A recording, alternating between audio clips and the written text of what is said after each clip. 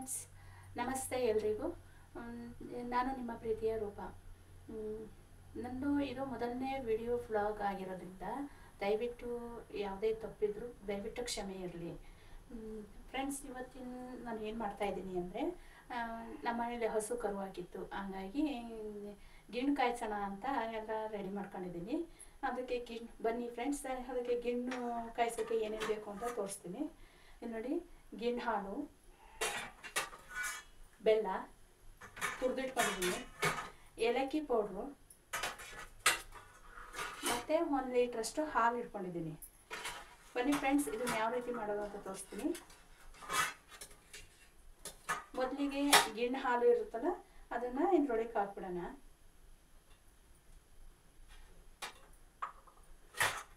ನಂತರ ಇದು ಬೆಲ್ಲ,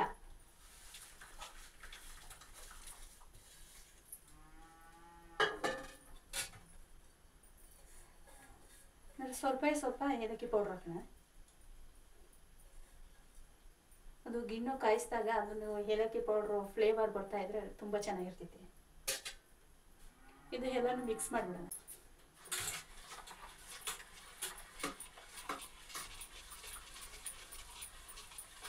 ನಮ್ಮನೇಲಿ ತುಂಬ ಹಸುಗಳು ಜಾಸ್ತಿ ಇರೋದ್ರಿಂದ, ಅಂದರೆ 1-2 ಅಲ್ಲ, ಒಂದು 10-15 ಹಸುಗಳು ಇರೋದ್ರಿಂದ ತಿಂಗಳಲ್ಲಿ ಏನಿಲ್ಲ ಅಂದರೂ ಎರಡು ಥರ ಆಗ್ತವೆ. ಹಂಗಾಗಿ ಜಾಸ್ತಿ ಗಿಣ್ಣು ತಿಂದು ಯಾರು ನಮ್ಮನೇಲಿ ಜಾಸ್ತಿ ತಿನ್ನಲ್ಲ, ಸ್ವಲ್ಪ.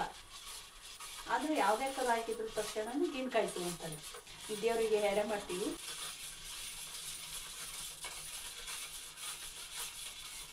ನೋಡಿ ಫ್ರೆಂಡ್ಸ್, ಇದು ಬೆಲ್ಲ ಇರುತ್ತಲ್ಲ, ಅದನ್ನು ನೀವು ಕೆಚ್ಚಿದ್ರೆ ಸ್ವಲ್ಪ ಎಪ್ಪಗಳು ಇರ್ತವೆ, ಹಾಗಾಗಿ ಕರ್ಗಲ್ಲ ಬೇಗ.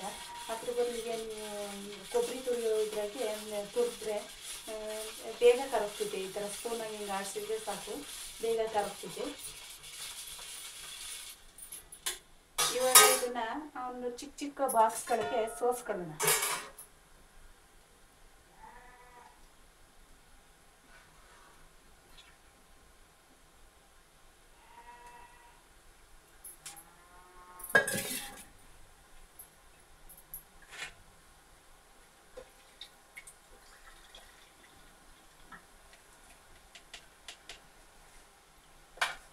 ಈ ಥರ ಸೋಸ್ಕೊಂಡ್ಮೇಲೆ ಇಲ್ಲಿ ಒಂದು ಪಾತ್ರೆಗೆ ನೀರು ಕಾಯ್ಲಿಕ್ಕೆ ಇಟ್ಟಿದ್ದೀನಿ.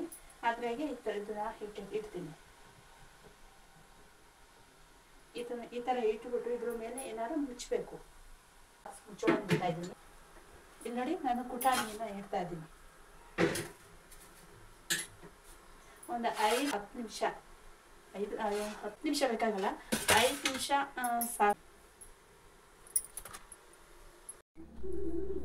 ನೋಡಿ ಫ್ರೆಂಡ್ಸ್, ಗಿಣ್ಣು ಏನು ಸಖತ್ತಾಗಿ ಬಂದಿದೆ ಅಂದರೆ ಅಷ್ಟು ನೀಟಾಗಿ ಬಂದಿದೆ. ಇಲ್ಲಿ ನೋಡಿ, ಹಿಂಗೆ ಅಲ್ಗಾಡಿಸಿದ್ರು ಅಲ್ಗಾಡೋದು, ಅಷ್ಟು ನೀಟಾಗಿದೆ.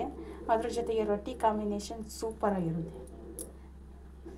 ಯಾರ್ಯಾರು ನನ್ನ ಯೂಟ್ಯೂಬ್ ಚಾನಲ್ನ ನೋಡ್ತಾ ಇದ್ದೀರೋ ಅವರೆಲ್ಲರೂ ಪ್ಲೀಸ್ ಲೈಕ್ ಮಾಡಿ, ಶೇರ್ ಮಾಡಿ, ಕಮೆಂಟ್ ಮಾಡಿ.